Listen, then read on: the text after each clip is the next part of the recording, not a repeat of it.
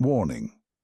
The following podcast is intended for a mature audience due to the dropping of bombs of the F, S, B, and C varieties. Listener discretion is advised. So, Kush, right? So I'm at work. You know I work at a restaurant now, right? Yeah, I heard that. So there's three people at this table. It's a man and two women. The man speaks English. The woman next to him speaks kind of broken English. The third person, no English. She speaks Spanish. Okay, so I'm going to assume that the guy is married to the partial English person, and then maybe the non-English person is maybe like a friend or a family member that's visiting. Anyway, I don't know. That's a safe bet. So, however, they're asking for cervezas. I don't speak Spanish, but I know enough Spanish to know that they want some beer. So I pull up the menu, and on the menu there's a QR code that you have to scan to get the updated beer list. So I say, like, oh, you have to scan the QR code. And she's looking at me like, hey, nothing. And so I was like, okay. So I pull my own phone out and I mime scanning the QR code. It's like, this is what you need to do. So I'm scanning the QR code and I'm bringing it. And then the man eventually turns to me and says, I'm sorry. She doesn't speak English. Do you speak Spanish? To which I was like, well, clearly, obviously not. But I said, oh, I'm sorry, sir. I don't speak Spanish. Right. And he says, don't worry. It's okay, but thank you. He turns to the woman, to which I'm thinking, okay, he's about to save the situation here. He's going to have to, rescue this whole craziness. To which he goes, you have to scan the QR code. And I was like, what? As if she was going to understand that better because he said it louder than me. No, I want to back up. Did you say he was an American or did you say he was a British man? Also? He was American. Oh, okay. That's such an American thing. Yes. That's why I'm laughing that hard. Scan the QR code. Bless him.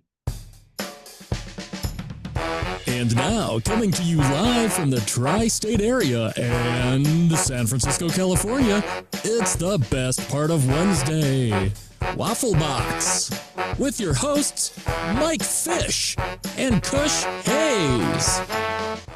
Ooh, welcome to Waffle Box, the podcast where we talk about anything, everything, and nothing all at the same time. Coming up on episode 162, don't you dare be pooping on Canadian beaches.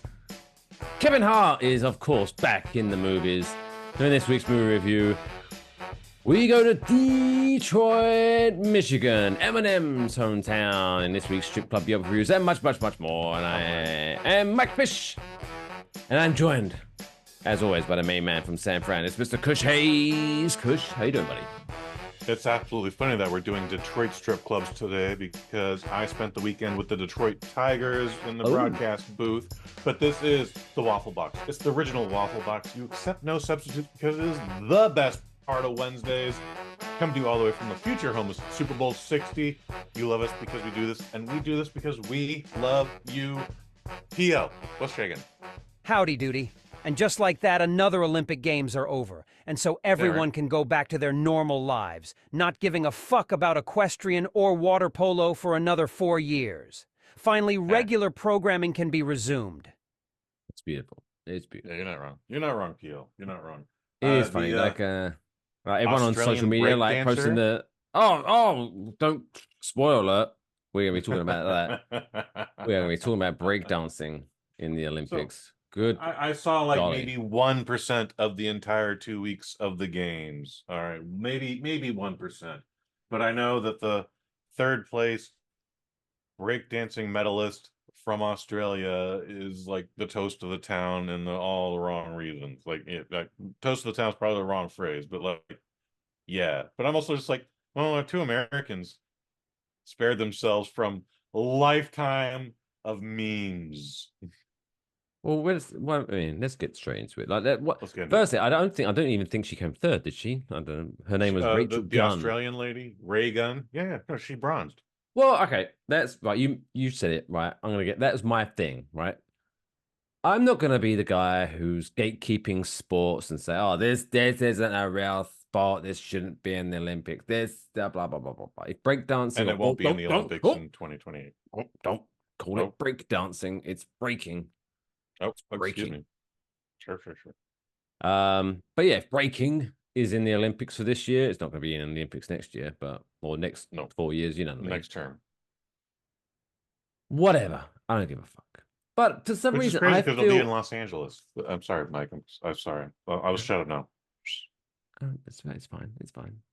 But I'm just saying, like, there is a certain decorum I feel that needs to be brought to the Olympics, and I feel that when people are using nicknames in the Olympics, it doesn't sit right with me because I saw that the guy who was it who won the gold medal in the men or the B-boys competition. Oh, I got an issue with this Canadian guy. A Canadian won the gold medal. Canadian man B-boy won the gold medal. That's hilarious. Do you know what? Canada. I'm almost certain if I gave you 5 guesses, I'm gonna go with 5. I bet you could come up with his nickname. Like, that's how Maple bad Leaf. it is. That's how bad that it is. I bet you could come up with it in 5 guesses. Maple Leaf. No. Hockey puck. No, it's not. It's not Canadian. It's not. I'll give you that. It's not. It's not Mr. Canada or anything like that. God damn it. It's not exclusive to Canada. I honestly wouldn't. It'd be something stupid like arm and hammer as opposed to arm and hammer. No, right? Okay. Imagine, I right? got Okay. Imagine if someone said to you, "Hey, Kush, you're about to embark on an Olympic journey in the breaking competition, but for whatever reason, you're allowed to use a fake name. You're allowed to use a nickname." Oh, like, should I change my name from Kush Hayes? Yeah, because that's what's on your passport. You can come up with any name for yourself. This guy clearly spent at least 5 fucking seconds coming up with his nickname, because his nickname, Wizard. Oh. Like, that's like something like, what's your nickname? Ace. Wizard.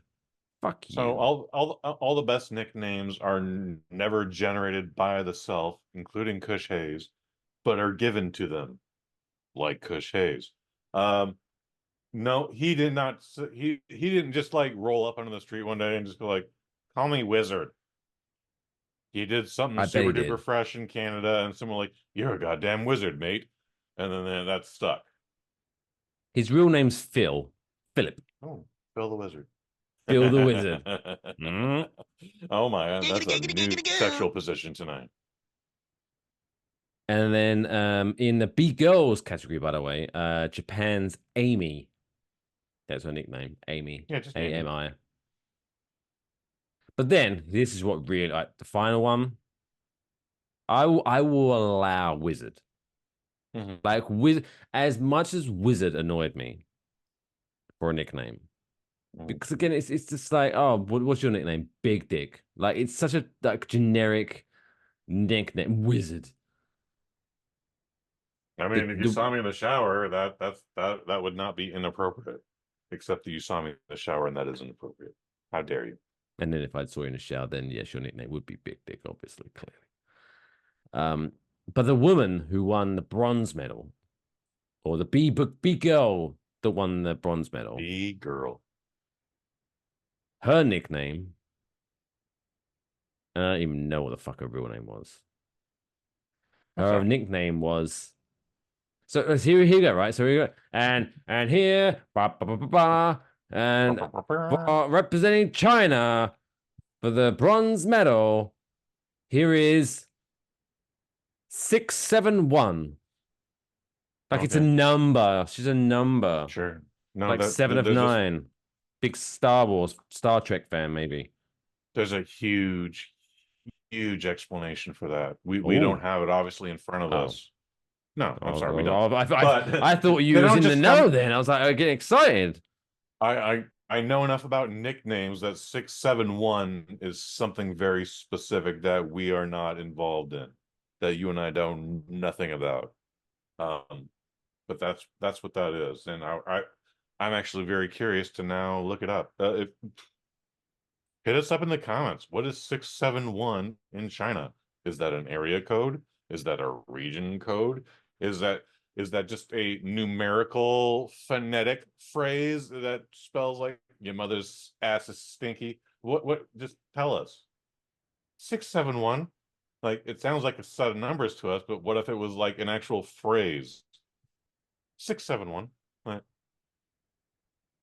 Or maybe it's the probably just Olympics. numbers. Maybe the Olympics was a 671th competition she participated in. That one I feel is highly unlikely, but at least it's a better answer than anything I got. Yeah, I don't like it. But yes, Rachel Gunn from Australia, definitely.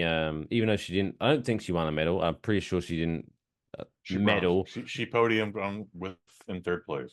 Well, no, That's a fact. she clearly didn't because, as I just alluded to 30 seconds ago, 671 got the bronze in the B girl category. Oh, So I thought you said she got the gold. Excuse me. Pardon me.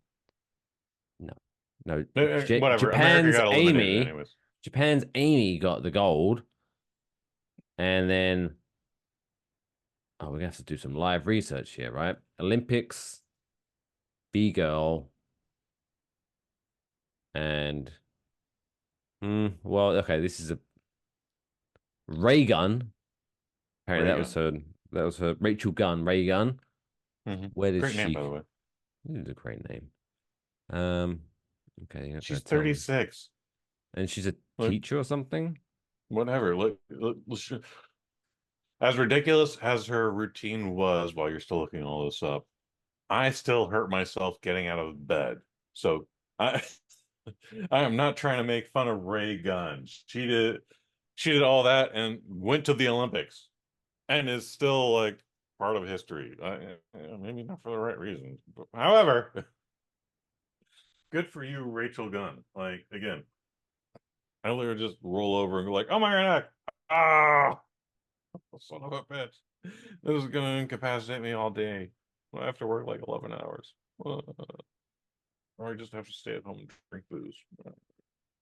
Well, apparently, okay, this is a bit awkward. You're gonna. One, the Australian woman Why am I didn't. so shiny over here? She didn't medal because it's hot. It's hot. Oh, fair enough. So the Australian woman, Ray Gunn, didn't medal. Right. And the woman. So as I said, Japan's Amy got gold. Amy. Yes. China's 671 got bronze. And I can confirm that a Lithuanian woman won silver. Interesting. And all interesting details. Her nickname, oh boy, is something I am going to have to say. Is it Mother Love and Hug and Kissing? Very carefully. It is spelt Nicka.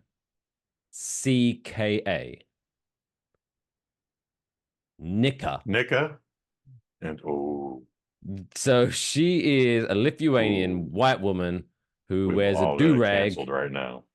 She wears a do-rag and she goes by the name Nicka. That's the last time I feel I'm going to be brave enough to say her name. You breakdancers are so creative. So there we go. Congratulations to Amy 671 and N-word for medaling in the B-Girl competition this year. Her name isn't N-word, but yeah, it sounds way too similar. Like, no, non-discayo. No me excuse. I guess maybe racism doesn't exist in Lithuania, and maybe she's just innocently used that name. But that's too close to call. I'm not enjoying that. Yeah, we don't have time to investigate that today. We can come back to it later, but not today.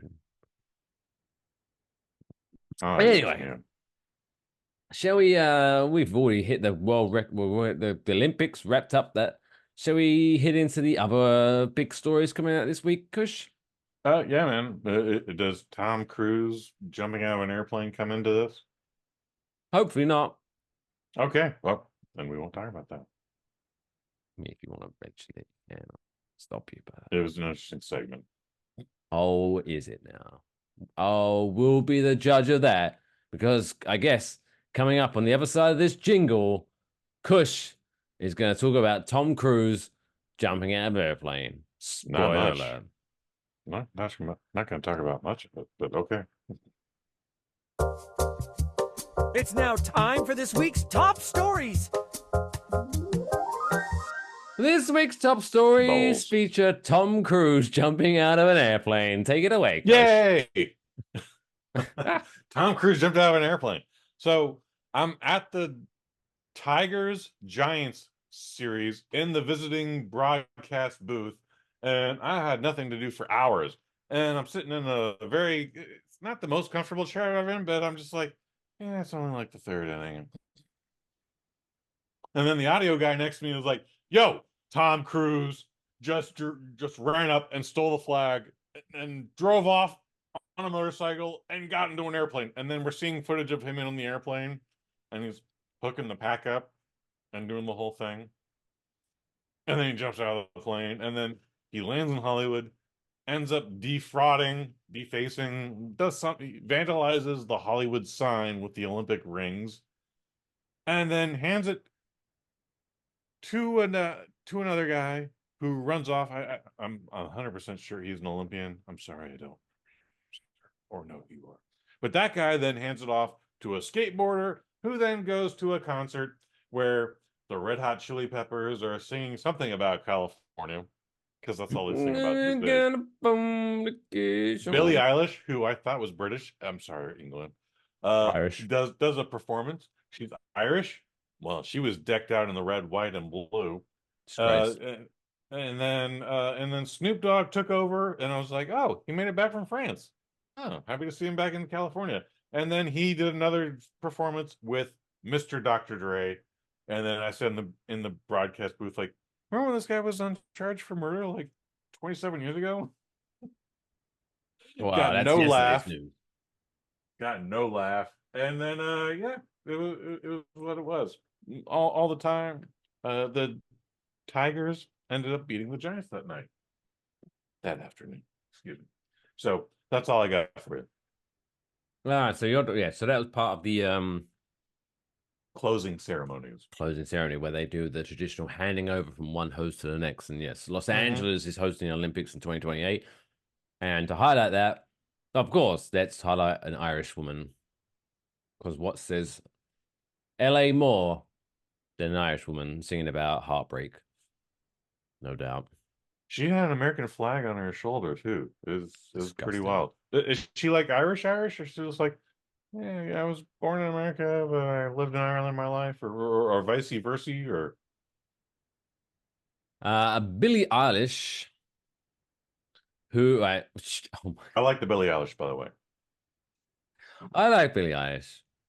So she was born in Los Angeles. So I'll allow it. I'll allow it. Apparently.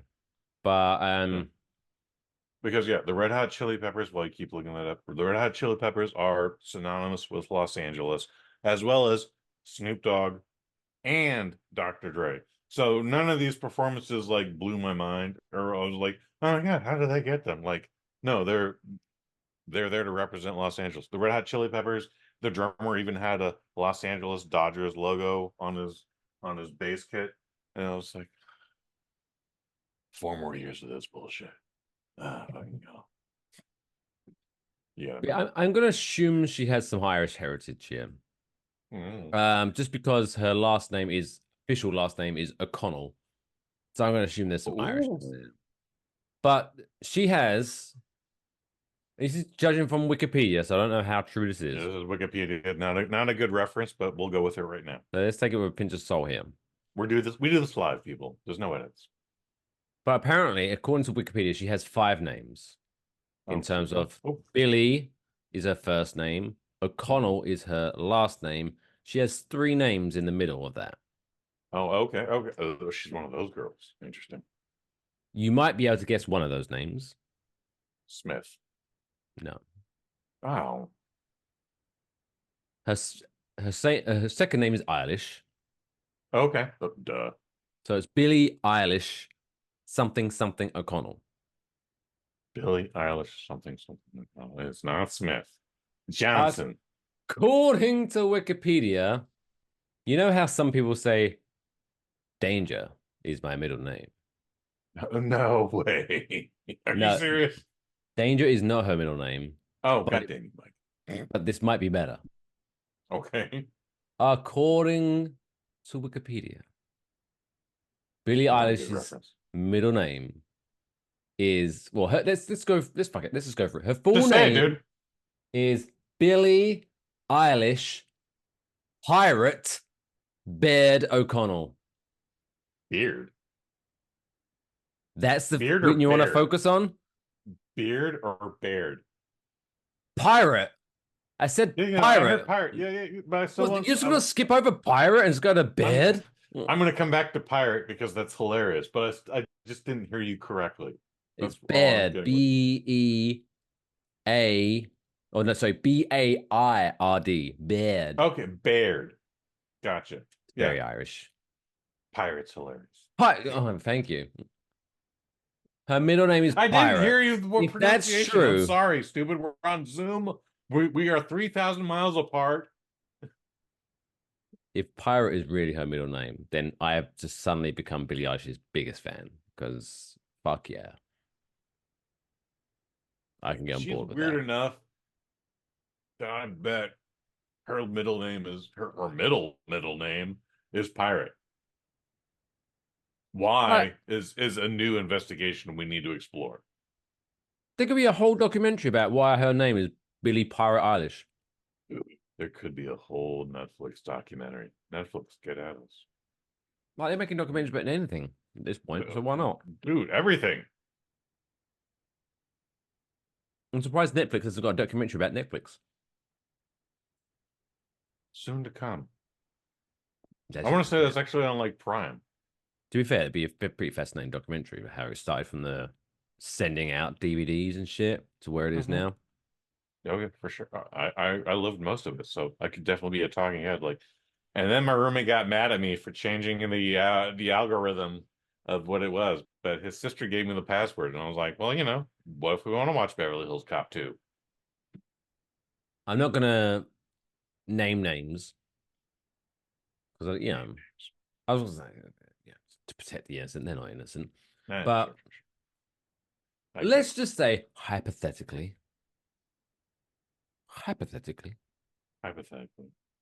we share a Netflix account with other people. Hypothetically, which you can't do anymore. Which can't actually. No, to be fair, we're boring. We do it the legal way. We do it where someone pay, and then we pay the extra amount for the extra use. So we do it legally. But someone before used our account, like our profile, for just like 1 week before we was like, right, you need to get your own profile. Stop sponging off of our one.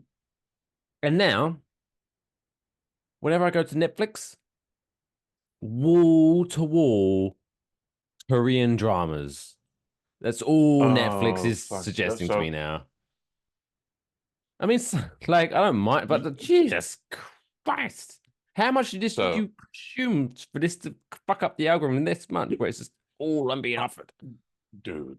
So, yes, a decade ago, I did that. I lent my password and my username to my cousin because he's done actually so much for me. I was like, who gives a shit if he fucking uses my Netflix account? I don't care. However, his then 10-year-old daughter, 11-year-old daughter, all of a sudden I'm getting emails about like, so you watch Dance Moms? I was like, what? Yeah, I did. Here are some other things we think you might like. And I was like, what the fuck is this? I was like, hey man, it's like at that time it was $10 a month. I'm like, just get your own goddamn account, dude. Look, you're a very successful guy. I love you, but no, we can't have this. We can't have emails about dance moms. No, thank you. Why not? I don't want to see dance moms. Highly unlikely. You reckon? I reckon. All right. I'll leave it in my head for the joy. You do that. Those You dance imagine me banging one of the dance moms. It's so Gross, flexible. by the way. God damn it. Anyways, shared passwords. It never end well, so just get your own password. But I was watching some Korean shit the other day. It's so weird. Oh, how'd that go? It was I didn't understand. No, I don't know what the thing was called off the top of my head, but it was like this thing where this woman had like amnesia, but also was it kind of maybe she went back in time and she had to try to find the man that she married, but in an earlier time, but then in the present time, she was a different person, and she worked out boy. that the man that she married, who later died, was only 11 years old at the time, and then I had to go to work, and it was like I have no fucking idea what the fuck is going on right now. That sounds like a very Korean drama, and the only reason I can base that on is before Hulu. Like, you remember when Hulu was just like bootleg TV shows for babies? Mhm. I forget what the actual file name I was supposed to use, but like they actually had access to like 80 Korean dramas, and I swear to God, dude, 50 of them like took place in this one dynasty, but that dynasty lasted 800 years. But again, there was a drama where a Korean doctor somehow got transported back in time to the earliest part of said dynasty. They fucking love And time travel. he had to like help people, you know, and he was like, "Oh my God, this woman has this plague and it came in the 13th century," and, and so he'd have to figure out how to cure her without being declared a witch because of his modern medical knowledge. Like, if we get this root and this thing, I could grind it into a powder. Like, yeah, that went on for 80 episodes. Oh Jesus. It was like Korean I didn't Quantum watch Leap. any of it, but I was just like, I was mesmerized just by the description and the context. I was like, this is what they're doing. Huh? Okay. Maybe that's what I should try to find in somewhere in this Americas. It's like some kind of like right wing neo-Nazi anti-Korean group of people. Oh my And God. maybe I could like break them up by using the art of confusion, by being like, yeah. You know what these fucking Koreans like? And they're like, yeah, what do you like? Time travel. And they'd be like, what? And then I just confuse them and they'd disperse. And I would solve racism. Maybe. You'd think that would something like that would work. I don't know where you're going with that, but you'd think something like that would work. I don't know where I'm going either. Dude, since we're on the subject of Asian racism, I was upon a time was in my local video store, mom and pop shop, not a Blockbuster, and we finally got John Woo's Hard Boiled. I say we finally got it because it had been out for like 5 years, but like it also said like Quentin Tarantino thinks you should rent this. And I was like, Who you would I argue don't Quentin necessarily like Tarantino. him, but he's got some interesting taste. So, all right, I'll take this movie, Hard Boiled. Took it home, watched it, fell in love with it. It would end up being on Cinemax later that year. So watched it on the home TV. My 80-year-old grandmother was like, wow, 80-year-old grandmother who has some very strong opinions, but also liked action movies, like, wow, that was exciting. We recorded it. I fucking took it to the homies and was like, guys, you guys see this movie called Hard Boiled. And while we didn't watch it together, they ended up watching it later that night, and then they were like, that opening scene was pretty dope. However, the movie is in Chinese, and we didn't want to watch it. And I was like, it's got subtitles. What is wrong with it? It might not even have had subtitles. It might have just been dubbed, but they were just like, there's a lot of Chinese people in it. I was like, how fucking dare you? This is a great goddamn movie, guys. It was filmed in Hong Kong. like The director's from Hong Kong, the actors from Hong Kong. Like, it's a Hong Kong movie. Yeah, there's a lot of Chinese people in it. They're like, yeah, we didn't finish it. And I was like, You are kind of yeah, out your on goddamn yourself. minds. We don't hang out anymore. Yeah, you're out on yourself when you said, "Oh my god, the first opening scene was amazing," but then when I realized it was still Chinese people, I lost interest. You are kind of outing yourself for the kind of person you are at that point. Like, why would you even admit that publicly? To be fair, there's also a whole new demographic now. Like, I would finally see it on the big screen like 2 years ago. Yeah, 2 years ago. A little over 2 years ago. And the woman emceeing the thing like, this is the most dude movie ever. But it's got a lot of funny stuff in it. And I was like, why can't this just be a good action movie? Fucking hard boiled. Like it's not of our culture, but it is still a great movie. Why does it have to be like the dude movie? Like, I might even be misinterpreting her phrase or mispronouncing her phrase, but fucking hell. Dude, we were talking about the Olympics a minute ago. Yeah, Tom Cruise jumping out of a plane, and now man. we've got. Anyway, so Dr. Dre was there, and he went like, Snoop Dogg has been doing that song that he's been doing for the last 14 years. That is Just like, in case you had forgot about Dre, he reminded yourself that he still exists. don't forget about Dre. And then Don't Snoop forget Dogg about told Dre. you to drop it like it's hot, which he's been doing since 2007. Which I Maybe often earlier. do. If I'm holding something hot, I do often drop it. All right, As if it's hot. Probably still a good reminder. How many people like are just holding onto that thing when it's hot? Like you're just holding on to like this thing to fresh out the burning oven. the skin on your hands. Like, oh my god! It's hot. What Oh my would God, this is Snoop hot. Dogg do? Don't drop it like it's hot. Fuck. Oh, fuck. Can't believe I spent 5 minutes trying to remember that. Thank you, Snoop Dogg, for saving my fingers. Anyway, what should we talk about now? What's the next subject? I think that was just our opening subject. Yeah. We're now going to start from the top of my list. Oh, this is going to be... Yay! Anyway. So, all right. Sleep shrunk. First top story. I guess technically second or third or fourth if you keep count. So probably everyone at this point in their life, if you want to admit it or not, has, let's just say, you've urinated in a swimming pool. Let's just admit that, right? Shall we? No, but I have peed in the ocean.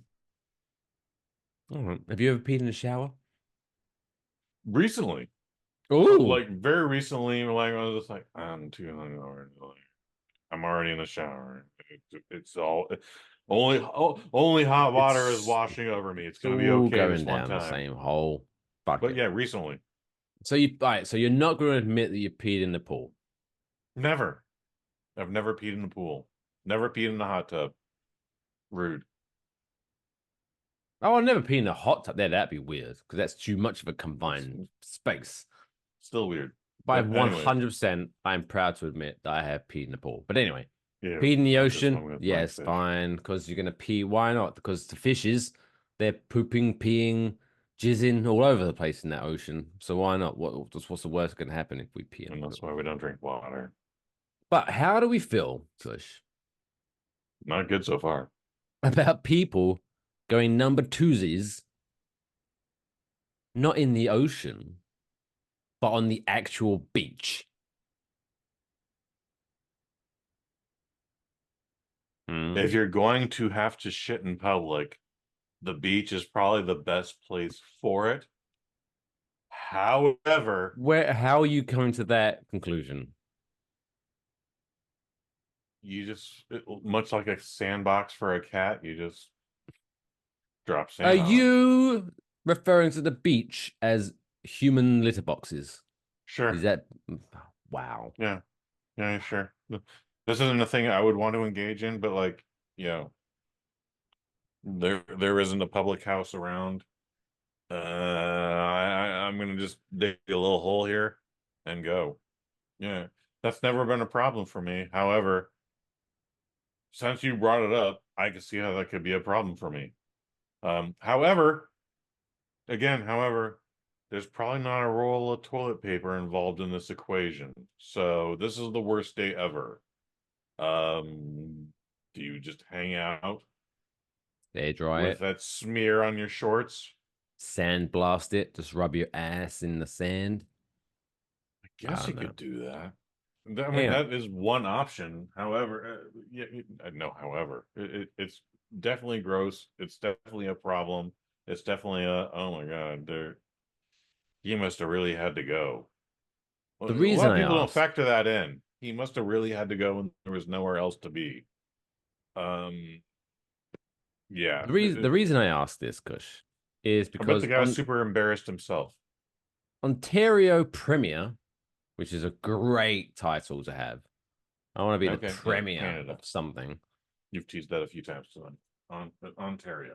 Doug Ford was recently speaking to reporters in Mississauga, which is, I guess, a small town in Ontario, I don't. last That's Wednesday. significant.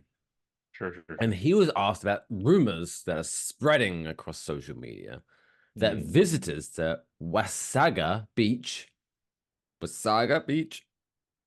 have been using tents on the beach to hide the fact that they are defecating on Oh, that's a whole different said thing. beach. That's prepping for your poop. That's you're going above and beyond. Like you are going to the beach with the idea of at some point I'm going to shit on this beach. Yeah, if you're bringing a tent. I mean, shit happens. It does. Not trying to be funny. Anyway, he was asked by reporters, and I have a sound clip for this. So we have the reporter's question and Premier Doug Ford's response. Let's listen in. Please. In particular, Wasaga is asking for the province to ban tents in the parks, mirroring its bylaw on town-owned waterfront lands. What steps are you prepared to take to help the town improve its image, as Wasaga says it's been gravely harmed by this misinformation? I think people are respectful enough that, folks, don't be pooping on the beach. Simple as that, man. If there was any life advice that anyone should take, I think we should all listen to Premier Doug Ford. Folks, don't be pooping on the beach. Simple as that. It's simple. Don't be pooping on the beach is great. It's a great slogan. It's a great reminder. However, the one thing I didn't factor in, you could just build up a little tent. Holy shit. Like I was literally talking about, Mike, when you asked me this question, I was like, I mean, you gotta go when you gotta go. Like, I was literally saying, like, just like, there's no, but I gotta go, man. You want to look right, and you're hopefully not under anyone's window here. So, what you do is you want to get a good squat in. All right. And just, well, your shoes might be ruined, so you want to get a real wide stance. I suggest shoulder stance. Take karate for this. This is a good way to get past all of that. Anyway, when you finally feel the kiss of the snake's coil, that's when you know you've done. And then you move on. However, again, we're in public, so there's nothing to wipe with. So when you're in that Uber car, I totally suggest like sitting on your hip. And don't sit on your butt because you're gonna ruin your pants like that way. But like sit on your hip, much like a Persian prince, and then just ride that ride all the way home. And make sure you tip your driver on that date. But you don't want to smear your shorts nor smear his BMW. Mike Fish, are we good? I got nothing else. Honestly, for the last for some reason, my AirPods disconnected from my Mac and Oh my connected goodness. to my iPhone, and the speaker on the Zoom call connected to the Mac speakers. But even though that happened, I still couldn't hear you. So I had to go to my. I eventually found out. Okay, so I can go to my iPhone. I had to disconnect the iPods from my iPhone, reconnect them for some reason. That's never ever happened in 162 episodes, but it just. So I finally got the AirPods to reconnect as you were suddenly doing some like sexy, I don't know, pose in the back of an Uber. So I have no idea It's what the fuck definitely you've not been sexy. saying. for the last 3 minutes, but I'm sure it's been amazing. And when I edit this podcast, I will laugh. I think it's don't do probably much best. editing, and also you owe me like 100 pints right now. I have no idea what. So hopefully this all works out for the best. Folks, don't be pooping on the beach. Simple as Anyway, that. Please don't be pooping on the beach. Or let's- anywhere else for that matter, outside of your toilet. Let's quickly move on before any more of this shenanigans happen. So many shenanigans. Finally, does your pet stink? Well, finally, Yes. I don't have any Dolce pets. and Gabbana has come up with a new dog perfume, which is named after the founder's pet. Dolce & Gabbana has released a perfume for dogs named after the co-founder's pet, Fifi. And it is an alcohol-free, and firm says that it has been safely tested and approved by vets. Why does our perfume and cologne have to have alcohol in it then? If they were able to do this. Because sometimes you want to smell good and you want to get a nice little buzz at the same Do you time. remember Lethal Weapon 2 when Mel Gibson's RV got set ablaze because someone shot his bottle of Cool Steel or whatever that shit was? Old Spice, whatever. Old Spice, whatever the product placement was. They're like, oh no, they shot the cologne. Now the whole trailer is ablaze. Well, not with Fifi by Dolce & Gabbana. That's never going to happen because there's no alcohol in it. Guess how much this nice little dog perfume will cost you? What are the measurements of it? Just like, is it a tiny little bottle? Is it a wine bottle? Is it a big bottle? What are we talking here? To be fair, that is a very fair question. One that I do not have the answer to. Oh, thank you. All right. I'm going to say $50 to be safe because pet owners will do anything to make their dog happy and thankfully, hopefully not stall. The fragrance is priced at 99 euros or 108 United States dollar dues. Damn. But here's the big thing, right? This is why, like, is the fragrance worth $108? Probably not, because one, the fragrance is described as an olfactory masterpiece featuring ylang musk and creamy undertones of sandalwood. Just in case you want your pet to smell like sandalwood. But the bottle itself features a 24-karat gold-plated paw print. Oh, fuck off. Go So fuck pretty yourself. much you're spending the vast majority of the money just on the fucking bottle.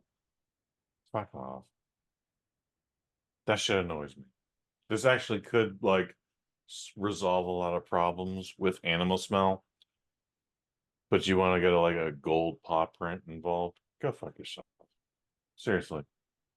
But luckily, what do we think this is worth without the paw print and the gold, which will get recycled and not sent to the cash for gold place or whatever? $5. That's $5. where I'm going. I think that's a safe answer. I don't know anything about this. But however, Mike, I have the strangest suspicion you also had this friend who had so many pets that when you walked into his or her house, you were just like overwhelmed with like, oh my god, it smells like wet dog in here. And then you walk into the next room and well, it's not an improvement, but it is slightly better. You're just like, oh, okay.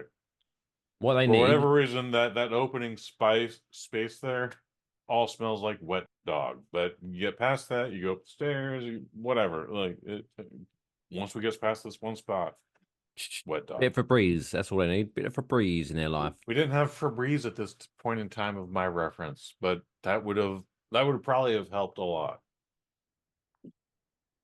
Or I a don't big. even think we had scented candles at this time.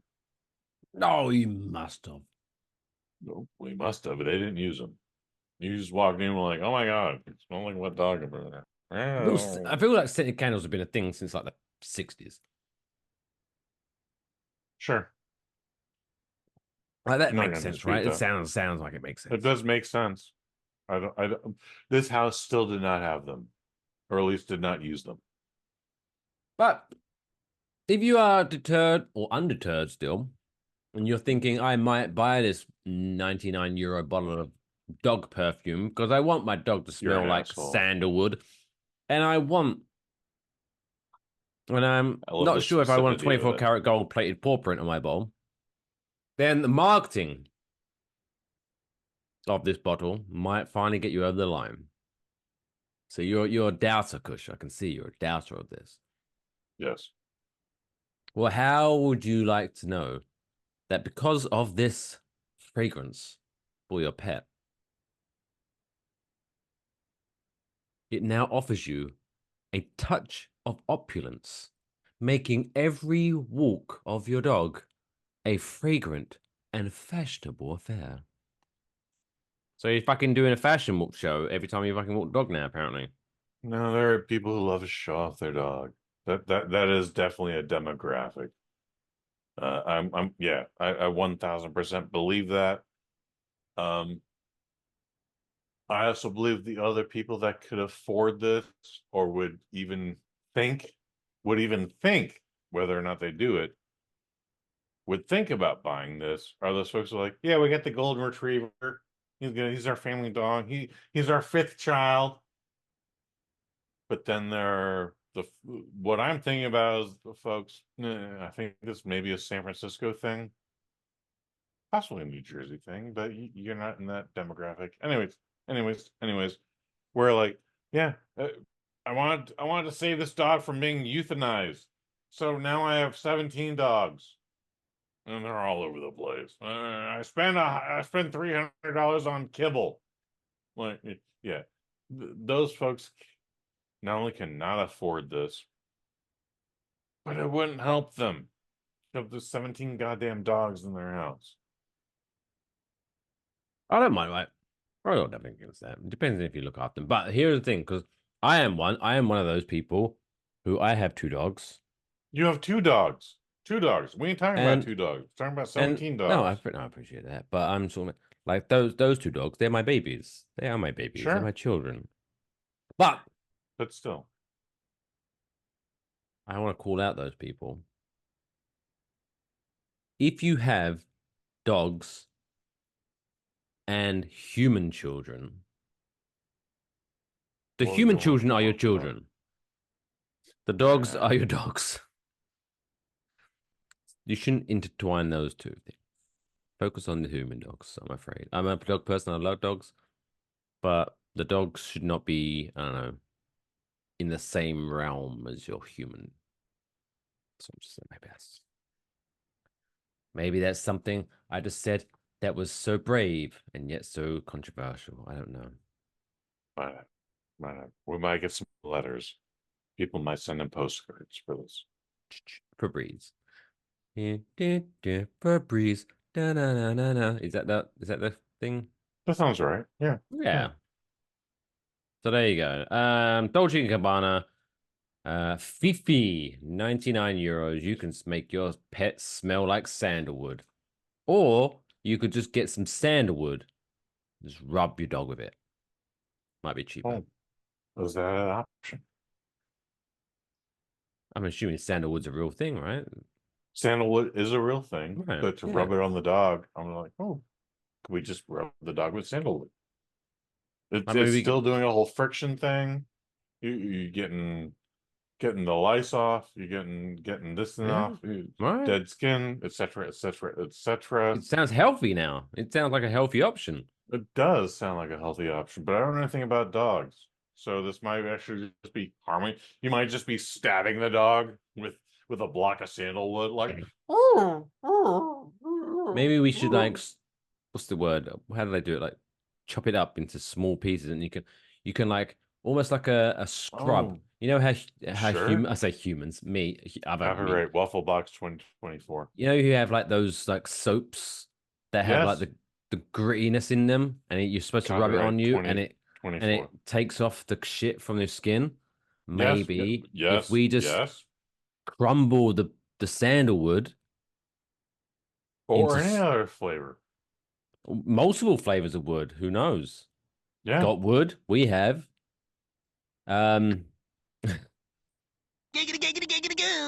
Just rub that shit in your dog. gets rid of their dead skin, and also makes them smell nice. And it's less than Waffle Box 99 euros. 2024. Copyright Waffle Box Copyright. 2024. Yes, yes, yes, yes, yes. Boom. I you think know we what, just Kush? solved. I think we just solved Israel and Hamas. I think we just solved world hunger. Oh, even Oh. better. Oh, All the cancer's no above. longer a thing. Perfect. Boom. What? Nailed it. Ha What an episode. What an episode. Yes. I think we achieved some things here today, Kush. I think we achieved some Pride, things. man. Like the immense pride in myself right now. Like, Fucking nailed it. But you know what? There are some other people, Kush, who have also achieved some things. oh, that's exciting. And they don't have a podcast, but what they do have is a certificate given to them from an Irish brewery. Because now it is time for this week's Dumbledore Record All right, let's roll. of the week. Why? Why? Why would I? Why? Why? Why? Why? Why? Why? Why would you want to do that? This week's Dumb World Record is shenanigans. Honestly, the timer didn't work and I was deaf for 5 minutes of this part. I have no idea. This is gonna be a fun episode to edit. Anyway, this Dumb World Record comes to us from Australia. Australia for another shrimp on the barbie. Because Linley Lambert, this is a fun name to say, Linley Lambert, and Jeanette Graham have claimed the Guinness World Record for longest birthday card exchange. Oh, interesting. What was the number? Well, so to break this record, they had to exchange the same birthday card. Oh, the single card went back and forth. One card went back and forth between the two year after year. That's fun. It is fun. And they started that back in March of 1963. Oh, wow. So they have been exchanging the same birthday card back and forth. They've been rubbing out each other's names and then writing the other person and sending it back to each other for 61 years. Okay. All right. I'm digging this. So it started back in, let's say, March of 1963 when Linley sent Jeanette a card for her birthday when the message inside of the card suggested that they should share it. So when December rolled around, Jeanette sent it back to Linley, and ever since it's gone back and forth, back and forth, and back and forth, and back and forth, with the ladies adding the year in the corner. So they started 1963, 1964, 1965. Oh, wow. They've just written Okay. and now it's reached 2024 for a total of 61 years, same card being exchanged, where finally Guinness has woken up and said, you know what, that's pretty damn impressive. And they've awarded them Very impressive. the Guinness World Record for most or longest birthday card exchange ever. No, I'm gonna do a personal one too. Like, dude, have you ever lost anything in the mail? Probably. Something supposed to be sent to you. You sent out something to someone else, like Royal Mail, United States Mail. Like, have you ever just lost something in the mail? Do you know what I have had at home? What And it was a happened? beautiful moment. All right. Have you ever had it where they've sent something to you and they said, Mhm. okay, this will arrive on this date. Sure. And then that date rolls around, nothing arrives. Yes. And then the next day, nothing. Next day, nothing. Next day, nothing. Next day, nothing. And then you complain. Yeah. Say, hey, Yeah. you said you were going to deliver this thing. It hasn't arrived. Mhm. They say, oh, I apologize. I will give you a refund. And they refund you. And then the day the refund comes through, the fucking thing arrives in the post. And you're like, boom! That has Fucking never nailed happened. it. Never happened, really? That's happened like a couple of times. That specific situation has never happened where they gave me a refund and then my thing arrived. No. Great story. Very jealous. No. The stupidest story I've ever had. I have a tie for first. We love Thai people on the Waffle Box podcast. Yeah, man. We're trying to drag this segment out, but we're not. But this is still a thing. I had an eBay account, still have the eBay account, had a complete, full, unopened Blu-ray, maybe it was a DVD, whatever. That part is not important. It was brand new. All right. It had never been watched. Someone purchased it from me. They didn't get it. It got lost in the mail. Ended up filing a claim. And then like, well, what do you want to do? Do you want us to still send this out? Or do you want us to mail it back to you? And I was like, I've already refunded this woman's money. Please send it back to me. And when it came back, it was a completely different copy that had been opened. It was completely used. It was not the thing I sent out in the first place. And that happened. The other situation I have is, and these are just two situations. Everything else has been spot on. Everything was good, but these two specific situations. I ended up mailing someone a graphic novel. It got, for their birthday, got lost in the mail, followed up, finally actually got connected to the guy in charge of that specific hub in North Dakota. And I was like, oh, is that your thing? It's sitting right here on my desk. What do you want me to do with it? I was like, I want you to deliver it, asshole. What do you fucking think? It's a month old. Like, you just destroyed my relationship here. Like, send that thing out. And then they did, but it was still 6 weeks later. So, those are extreme situations. Most of the time, yeah, first class is pretty fast. You just gotta send the fucking thing out. Priority mail is pretty good. You just gotta send it out. Word to your mother. Mike Fish. Yeah, there we go, I guess. The moral story, send it out. So congratulations to Lindley Lambert and Jeanette Graham of Australia for breaking the Guinness World Record for longest birthday card exchange with a total of 61. I'm 100% surprised, 1,000% surprised the thing has not been lost. I can't imagine they're using the same envelope, but still, like, shit gets lost. I worked at UPS. Shit gets lost and destroyed all the time. Well, remind me never to go to a UPS in San Francisco then. Because you sound like renegades, quite frankly. Well, rogues. Been drinking. Shenanigans happening now. Anyway, I think it's about time we wrap up the first half of this Waffle Box episode. Jesus Christ. It's been emotional. It was a good first half. It's a great first half. I only heard about 90% of it, but I'm confident that the other 10% was pretty good based on Kush's mannerisms.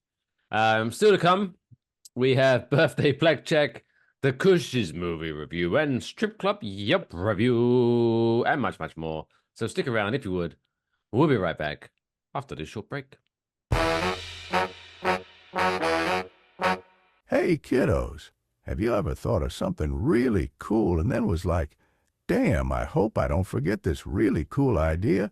Well, you need a pen. Pens, allowing humans to remember shit for a fuck ton of years. An official sponsor of the Waffle Box podcast.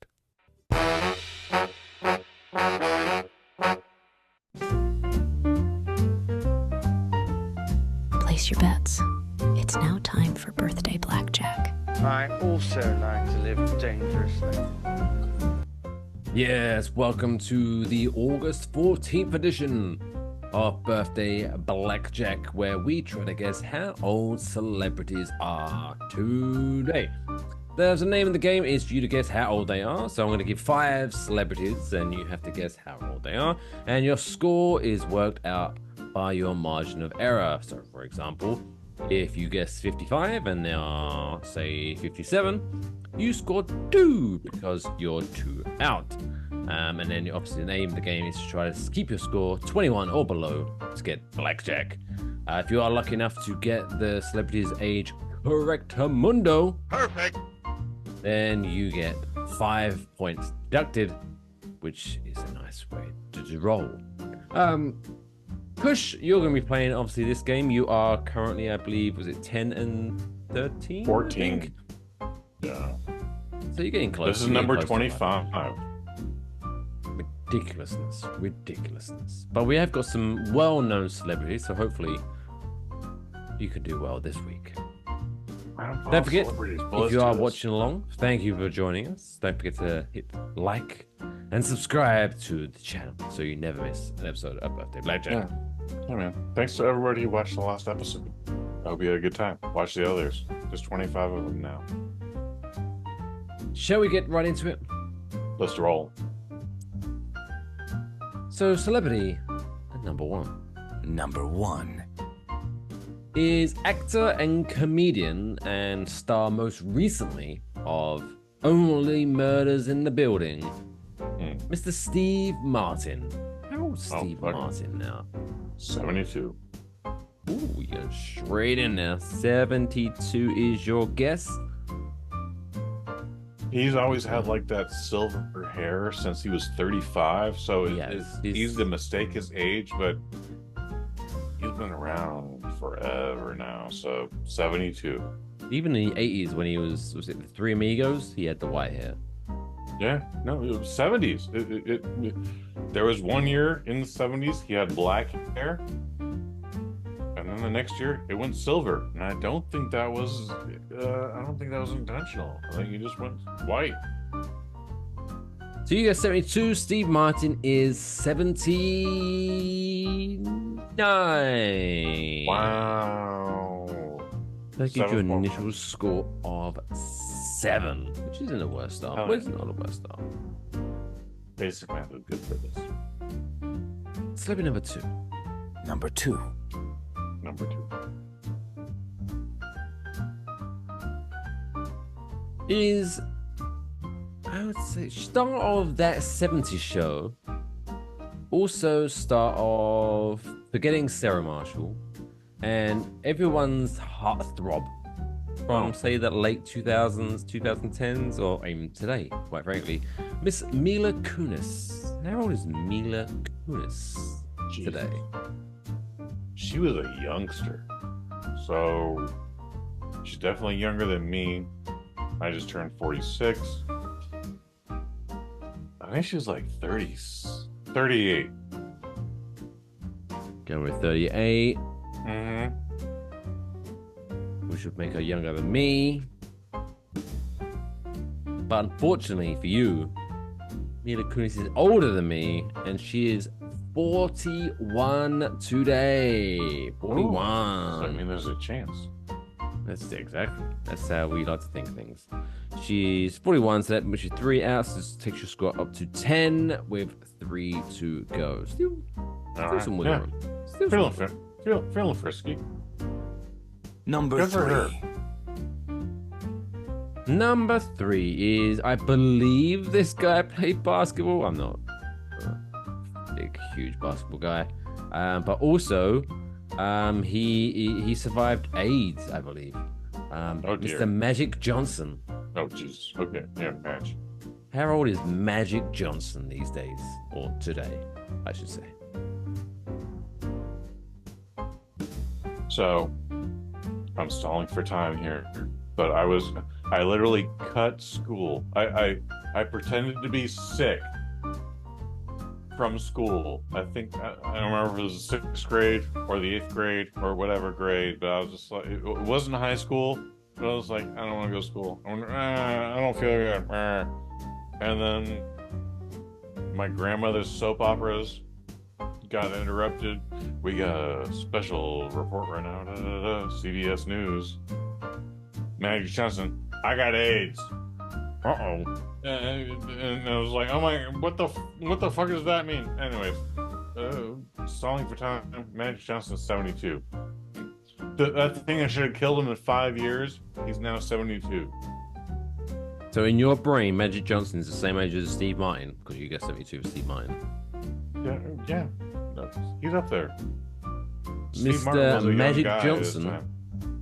is actually the other side of Steve Martin. You guess 7 years out. Steve Martin, you are 7 years out. He is only 65. Okay. So that takes your So score. did I lose? Have I lost? 17. 17. Okay, 17. Okay. Still some wiggle room. 65. Still some wiggle room. 65. Good for him. Again, good. Great for him. Fucking hell. Playing along at home. Let us know how you're doing in the comment I section. have shaken Magic Johnson's hand, so that's Ooh. exciting. That is very exciting. It was very passive, and he was like, "I'm gonna go this way," and I was like, "I go this way," but he still shook my hand. It wasn't even like a finger dab or a knuckle dab. It was a literal handshake. So, Jack, you better get him on the show. Possibly not. No. Number 4. Celebrity number 4 is actress, and she stars in X-Men, and she is the ultimate. See what I did here? She's the ultimate cat lady. Miss Halle Berry. How old is Halle Berry today? She's still beautiful. Halle Berry, 42. No, time. Oh. 47. 48? 40, ooh. God damn it. Halle Berry, no matter what time period it is, she's 22 to me. But I have to remember she's just slightly older than me, and I refuse to believe I'm 46 now. She is 49. 49. Final answer. Is that gonna be your final answer? Final answer, 49. 49. Miss Halle Berry today turned 58 years old. Oh, Jesus Christ. Which is, puts you 9 out, which puts you to 26. Which we means have to literally spike the football. you have to get number 5 spot on. Not gonna happen. And I would bet money that that's not gonna happen. knowing the celebrity that's number 5, I'm not confident you're getting this spot on. But you never know. Oh, no. You never know. Well, you set this up, so Here we go. Number 5. Number 5 is former NFL player. Oh boy. Mr. Tim Tebow. Tim Tebow. Tebow. I know that name. Tebow. I know that name.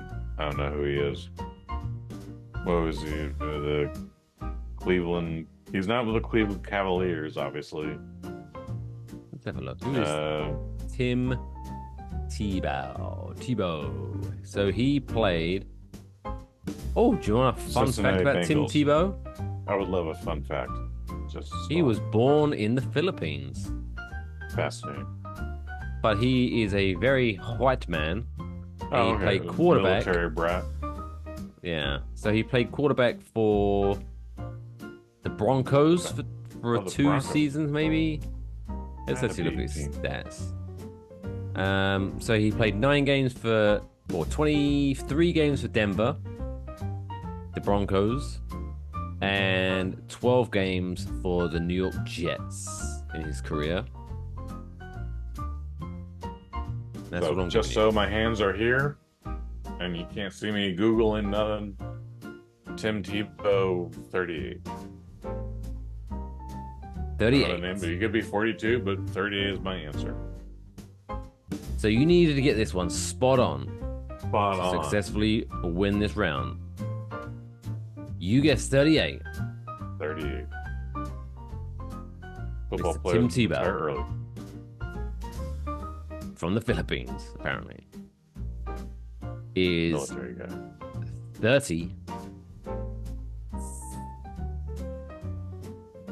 7. Oh, fucking hell. So you are 1 out. which gives you a score of 27, which takes you to 10 and 14, which unfortunately means, Mr. Hayes, you, sir, are a loser.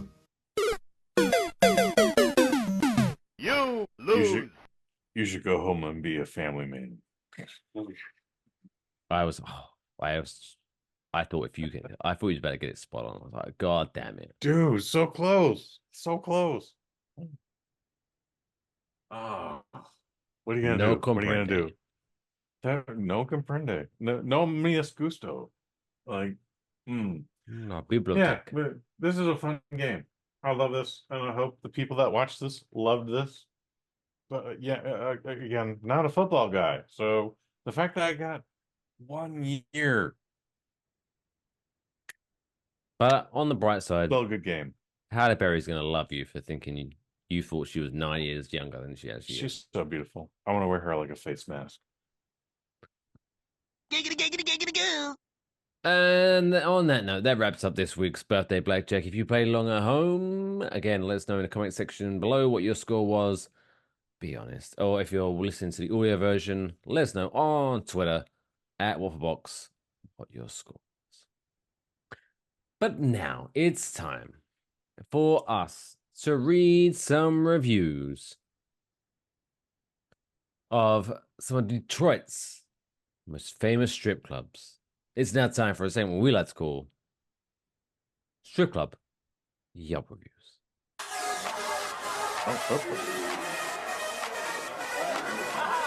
Hey!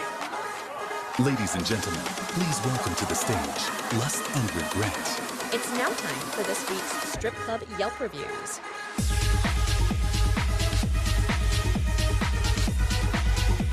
Yes, welcome to this week's Strip Club Yelp Reviews from the Waffle Box Podcast. We are this week in Eminem's hometown of Detroit, Michigan, where we take a look at 3 of Detroit's favorite strip clubs and what their Yelp reviews bring us. Shall we get straight into it, Kush? Let's get into it. I got nothing here. First, we go to Bouzouki. Bouzouki. Bouzouki strip club. I don't know. I don't know. Why not? But Nick L writes about Bouzouki. Boobs pressed against your face. You pumped yet? I like he's like trying to sell the club. Yeah, right. So me and some folks stroll in. Everyone's cool.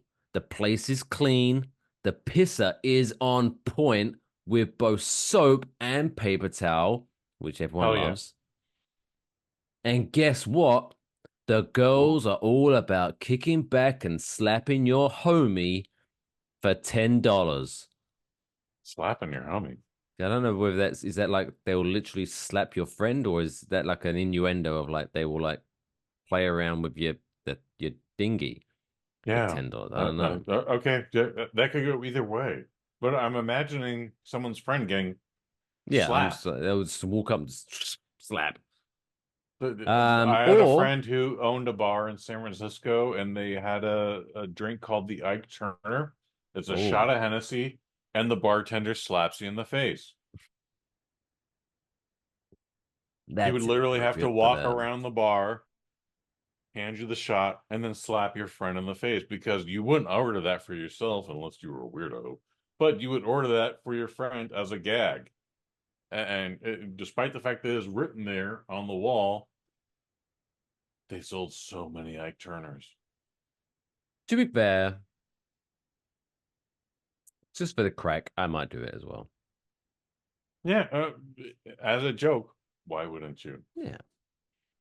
So for $10, they will slap your homie, or just tell you about how their tattoo is 2 dragons fighting over their pussy. Fascinating. Cheeky. Also, I lost my credit card at some other place, and everyone jumped to it trying to track it down. I've been to many a titty bar, and these dudes are cool as shit. Down home, dirty neon strip club, and this was 7 p.m. on a motherfucking Sunday. Boom. I mean, people at 7 p.m. on a Sunday. Yeah, sure.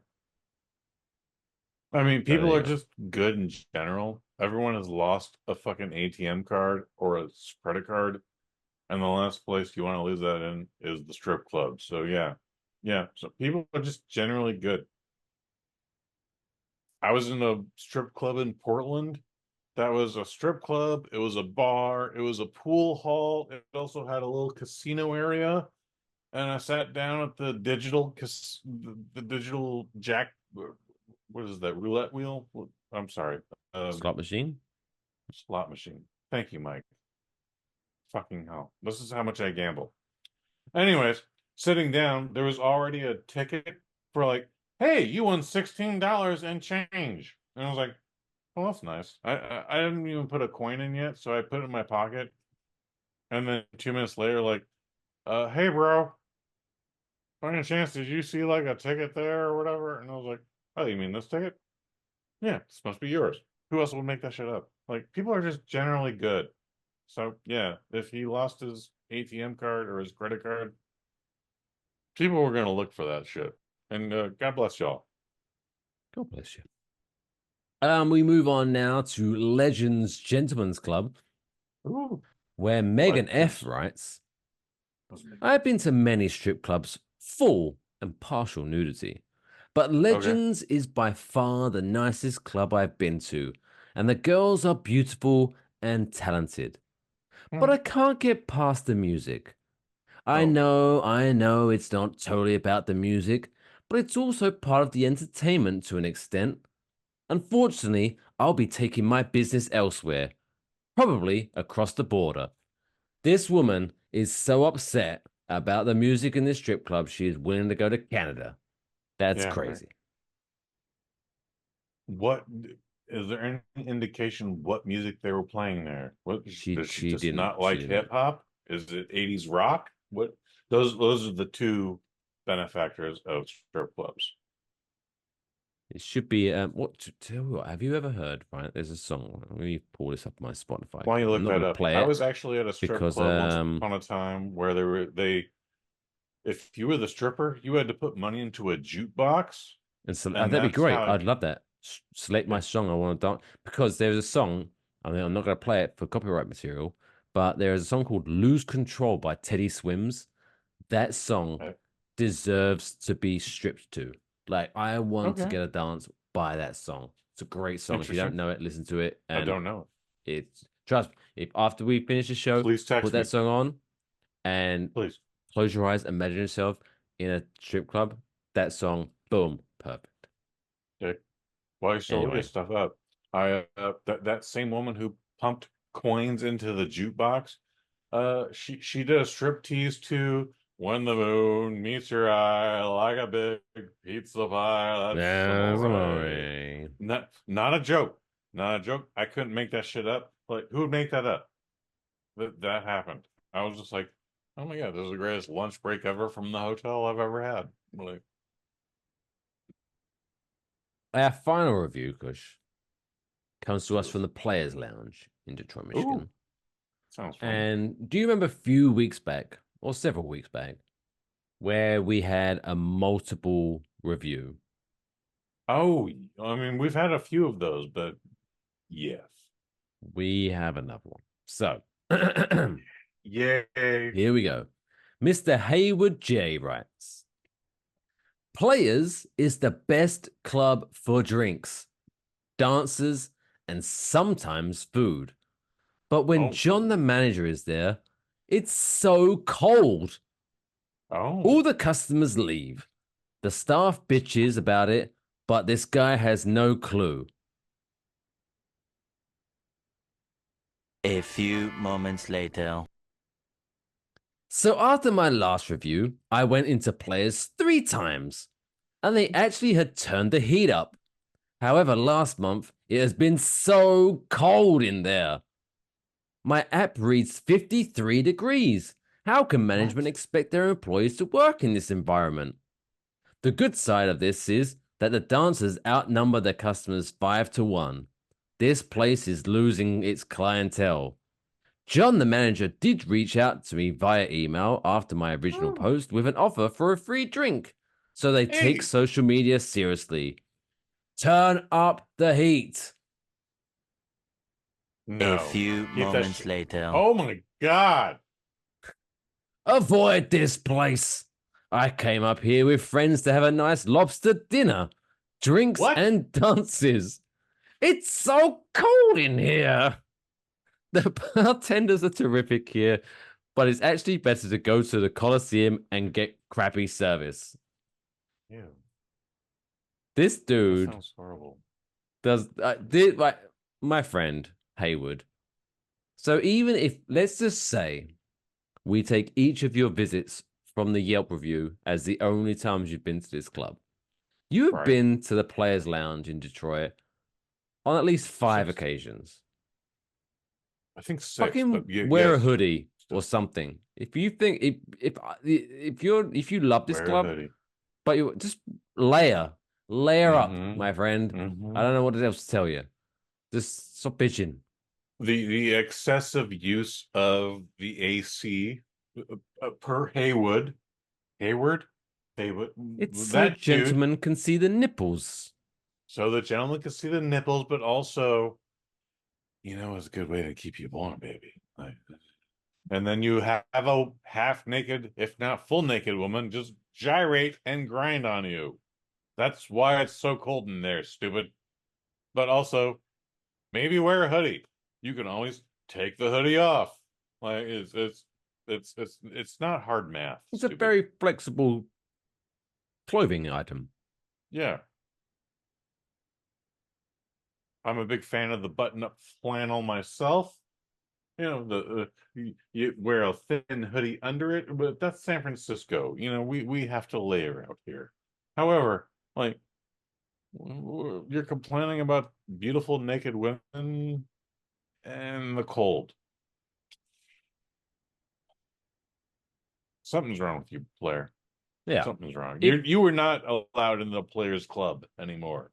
If after the second 1-star review of left this place, if you go back a third time, I don't trust you anymore for your reviews, Mr. Haywood. He left 3 separate reviews, is what you're saying. 3 separate 1-star reviews with the whole basis. It's too goddamn cold in the club. Not going to the strip club is also an option, sir. I don't know what it's like in Detroit or the Detroit area. Maybe there's just one strip club. Maybe there are 17, but... Well, there's at least 3, because I just read from 3 different strip clubs in Detroit. Thank you, sir. I'm glad you're paying attention. But also not going to the club is an option. Well, apparently it's so cold that he recommends that it's actually better to go to a strip club called Coliseum and get crappy service. Like, he would rather go to Coliseum and get crappy service than sit in the cold in the Players Lounge, although he has gone there at least 5 fucking times and sat in the cold. Mike, I don't want to mess with your format, but I think we need to talk about Coliseum next week. Maybe we need to return to Detroit and see what Coliseum's up to.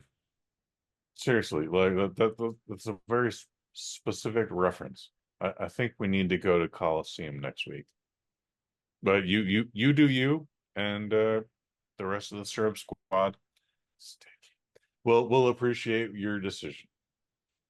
Well, stay classy, Syrup Squad. We'll be back next week for another edition of Strip Club Yelp Reviews, where maybe Coliseum will Detroit, Michigan. We'll dive into that, see what Haywood's going on about. Is it good? Is it crappy? We'll know. I bet Haywood's in that. I bet Haywood's got a couple of reviews for the fucking... I bet all of his reviews are like, oh, the service is so bad, but oh my god, it's so nice and warm in here. What if he sends us on a fucking road trip where we're like, now I'm in Kentucky and this place fucking sucks now too. You have to check out this club. Oh, god damn it. It's like a scavenger hunt, Haywood. Thank you. Yeah, yes, thank you. That was the word I was looking for, scavenger. Oh, fingers crossed. We'll find it next week on another edition of Strip Club Yelp Reviews. Perfect. But now, it's time for another type of review, where Kush watches a movie and then reviews it. It's now time for this week's Strip Club. No, It's now time for this week's Kush's movie review.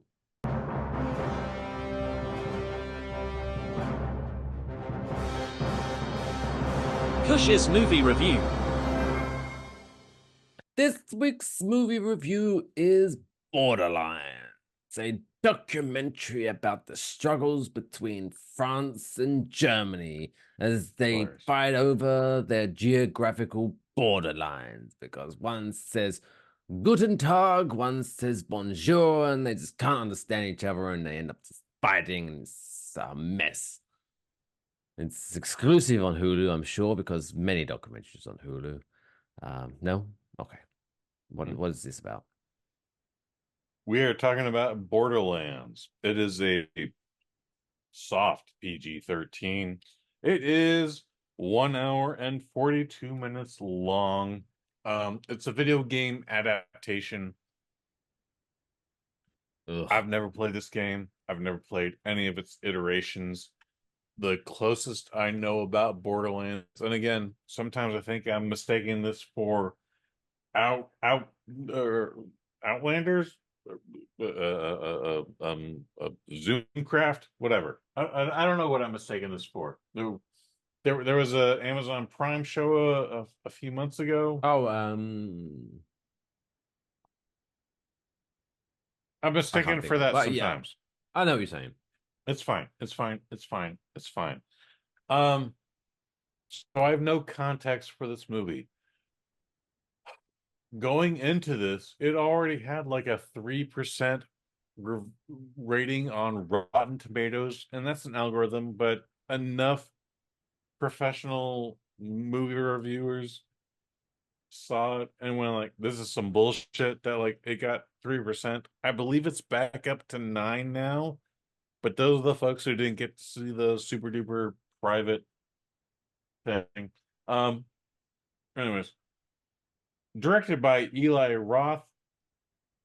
He's known for Hostel. He's known for the not Cabin in the Woods, but Cabin in the something or other. And then this is, like I said, this is PG-13, but he's actually done a PG movie with the to be mentioned Jack Black, House of the Clock in the Walls. Not the greatest movie, but it was a nice family picture based on a book. And the drawing power of that was seeing Michael Jackson's Thriller on the IMAX in 3D. And that's why I watched that movie. Great goddamn experience. Michael Jackson's Thriller on IMAX in 3D. Like, me and 5 other dudes were just like, yeah. Good thing about watching Michael Jackson's Thriller on the big screen is that experience. You can't beat it. Boom. Boom. Fucking spike the football on that one, dude. Yes. Anyway, what happened to Borderlands? Before I hijack this movie anymore. Don't hijack it anymore. Eli Roth had a hand in writing this. He also has Joe. By the way, the guy who actually wrote this movie hated it so much that he was like, "Put me on under an alias," and I think his name is Joe. It's supposed to be like Abercrombie, but he was just like, "Just call me Joe Crombie." I don't want anyone to know him, but IMDb is a thing, and it's not the '80s anymore, so we can't do Alan Smithy. So we Joe, I get it. I get it. I get it. I get it. Without having ever played this game, I freaking get it. Also, we're in a time now where even if you made a bad video game movie, and we've actually had a couple good video game properties, whether or not we've seen them, whether or not we've reviewed them on the Waffle Box, they've kind of figured it out. Like, Sonic is a good thing. I haven't seen it. Last of Us is a good thing. Never played it, but I was like, yeah, it's better than The Walking Dead. Et cetera. this doesn't work for some reason, and for whatever reason, again, this is the best-selling video game, but the fans of that game were just like, yeah, we're not doing this. Remember Five Nights at Freddy's? You and I both watched that on Peacock. That was not good. Not a good movie, but $80 million worth of people went to see it opening weekend in the theater, despite also being available at home on Peacock. So this movie is not doing well. This is apparently a very, very, very bad movie. Quite honestly, again, with no context to the video game, I was incredibly bored.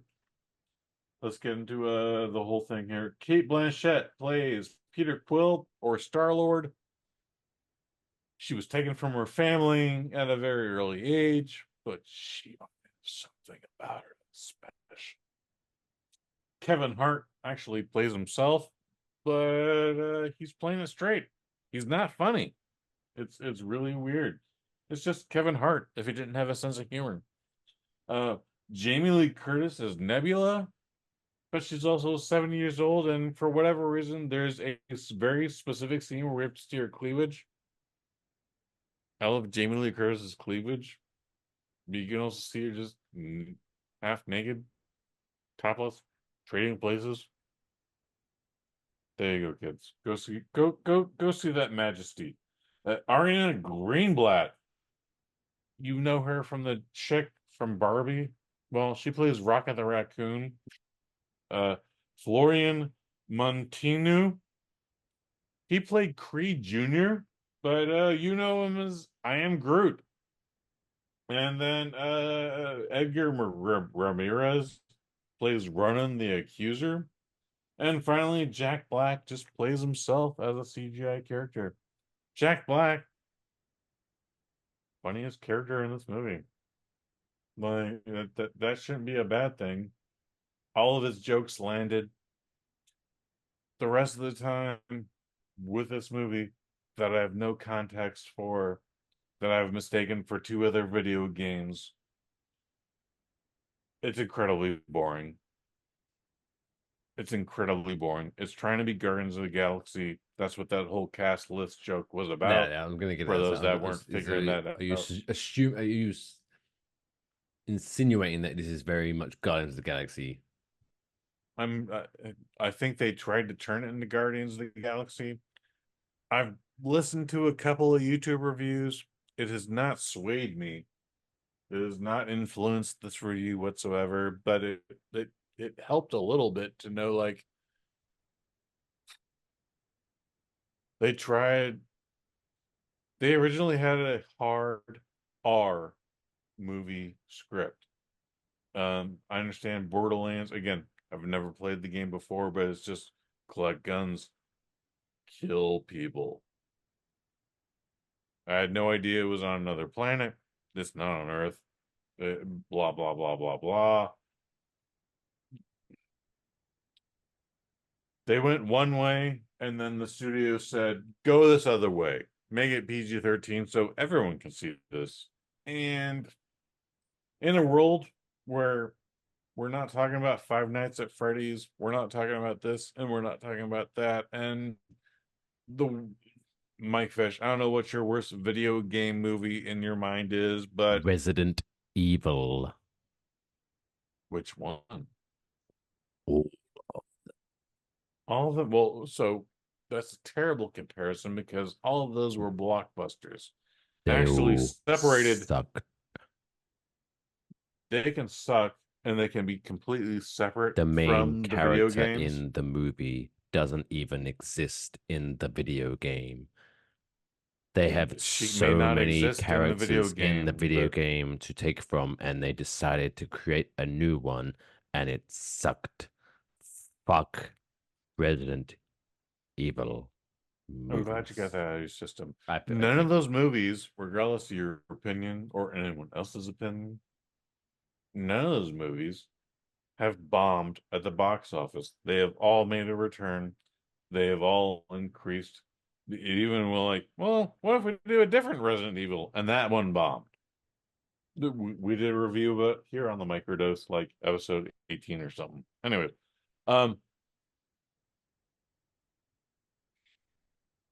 This movie was not good, and it did so bad that it made less than $20 million worldwide.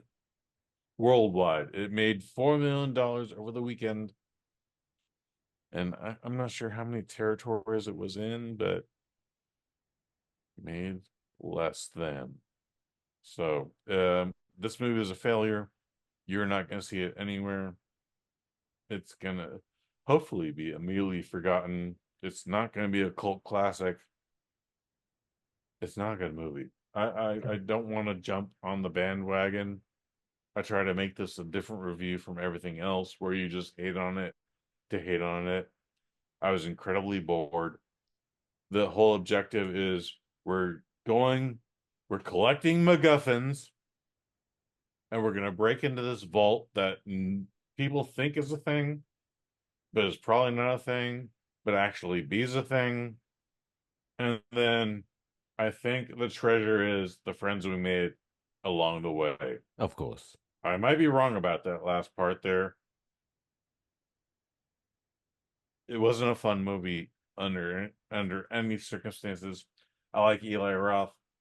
I like his horror movies. I like The House with the Clock in the Walls, despite going to see it only for Thriller in 3D on IMAX. This is not a good movie. It's a 1 out of 5. Wow. I should give it a 0, but we're going 1 out of 5. Was it not improved? Because I'm just looking at the Wikipedia page. It's up to 9 now that I know of. Apparently, Eli Roth directed it. Yes. Originally. I've confirmed that. No, I've confirmed that several but times. Apparently, Tim Miller, who you might know him from Deadpool, Terminator Dark Fate, The Girl with the Dragon Tattoo. According to this, he took over directing duties during the reshoots of the movie. So this is like so bad. That's not a thing. So reshoots happen. Most folks would love to have reshoots.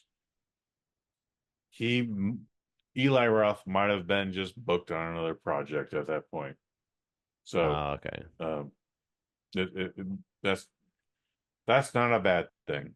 So it's not like oh my god, it's so bad. That's a common thing to get another director to help out with reshoots. No, best case scenario, you get to redirect your movie, and you get all your actors in place and the whole stunt team and etc. No, reshoots are a good thing. However, Eli Roth might not have been available. And folks in the comment, please feel free to correct me. However, you shouldn't look deeper into that. They just need to do reshoots, and dude was not available. However, this is not his best movie by any means, Eli Roth, even with the reshoots. So there you go. In conclusion, Borderlands, 1 out of 5. Resident Evil, 0 out of 5. One of the lowest rated movies I've ever given on this show. We do a lot of 3 stars. We do a lot of we bounce back between 2 and 4, but yeah, very rarely do we ever give a 1.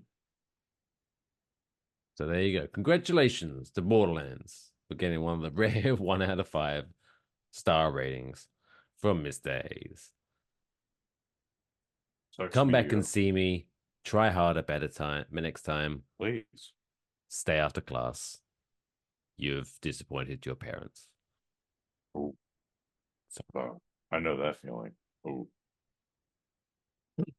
Anyway, I think we need to move on from that note. And let's move on to a story that's going to make us feel all warm and fuzzy inside as we wrap up this week's episode of the Waffle Box with a feel-good story, because god damn it, I need cheering up because I'm just preparing to edit this shit show of an episode.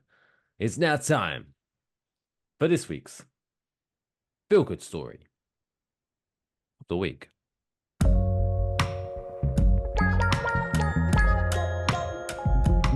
It's the coolest fucking story I've ever heard in my entire life. That's insane. Can I hear it again? This week's feel-good story comes to us from Guatemala. Oh. And features the Olympics. Of course it does. Of course it does.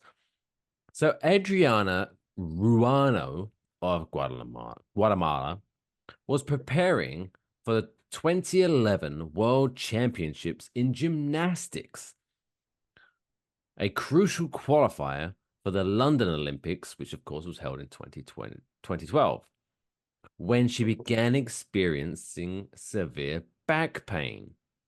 Oh. Scans revealed 6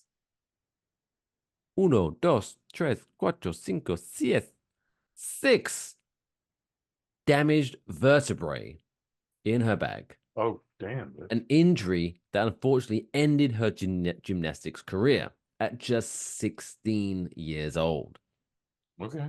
She spent a year recovering, wearing a back brace, and to stay involved in sports without worsening her injury, her doctors, strangely, suggested she try shooting. Okay, sure. You can shoot a gun, apparently. Shoot.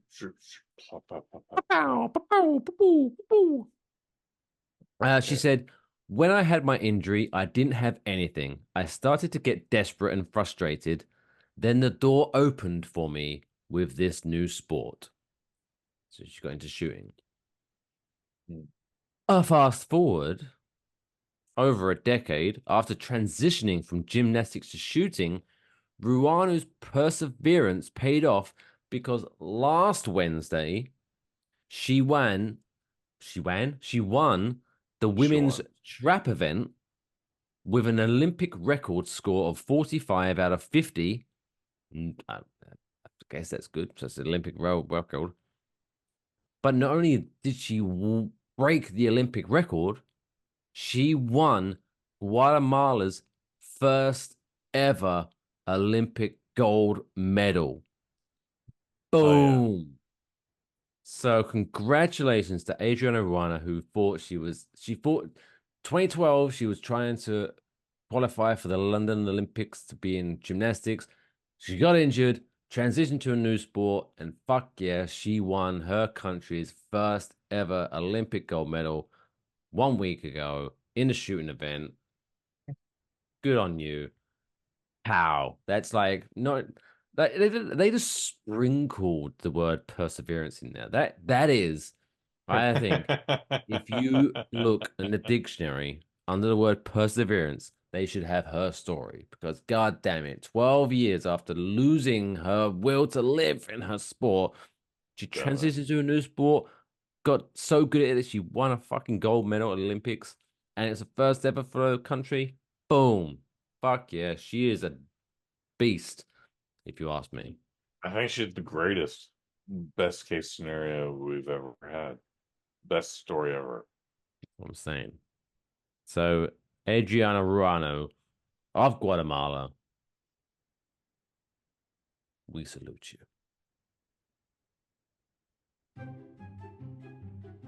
And on that note, that brings an end to another episode of Waffle Box, episode 162. It's been a mixed bag, I'll be honest. I think, actually, to be fair, I think the episode's been fun. It's been good. I just think in the back of my brain, it's just boring away. Like, you're going to have to edit so much of this, and I'm not enjoying it. Really? You're editing more now? Okay. I don't think we did anything different than we've done in the last 160 plus episodes. I think that 3 minutes where you was talking about how, like, you was in the back of the cab saying, like, paint me like all your other French girls. I have to listen. All right. If that's the most you have to edit, yeah. Please edit it out. Well, but still. We'll see. Anyway. Maybe that's a Patreon clip. Maybe. In terms of things for us to plug, what have we got? We got I guess if you are watching on YouTube, make sure you hit subscribe, hit the like button so the algorithm helps us out. If you're listening to the audio version, obviously hit follow, give us a 5-star review. Follow us on Twitter at Waffle Box. Claret and Big Blue podcast is coming back soon because the football season is returning soon. So follow that at CBB Pod on Twitter, where myself and Alex Middleton will talk about the New York Giants and West Ham United. So excited to have that back. Kush, anything you've been doing in your life that you want people to listen to or watch? We got a lot of nothing, but check out the Kick-Ass Movie Podcast. It's on YouTube. It is on Spotify. Probably won't be on Spotify much longer, but we'll be on YouTube. However, there's 2 seasons of it. I think it's 16 episodes total. But me and director Len Kabaczynski talk about some of our favorite martial arts movies, and it's a good time. So check that out. Go to bosnet.family for the links how you can watch that on YouTube and that. Again, YouTube, Spotify, Kick-Ass Movie Podcast. It's there. I'm on that note. It's good night from me. It's good night from Kush. Clayton. LP, what you got? Any final thoughts? Nope. Fantastic. On that note, take care of yourselves and each other. Folks, don't be pooping on the beach. Simple as that. That's all, folks. Play me off, Johnny!